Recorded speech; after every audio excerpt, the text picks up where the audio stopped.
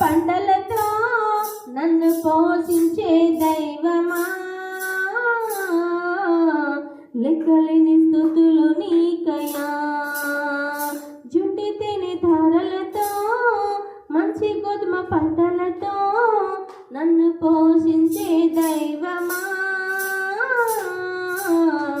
లెక్కలేని స్తుతులు నీకయ్యా.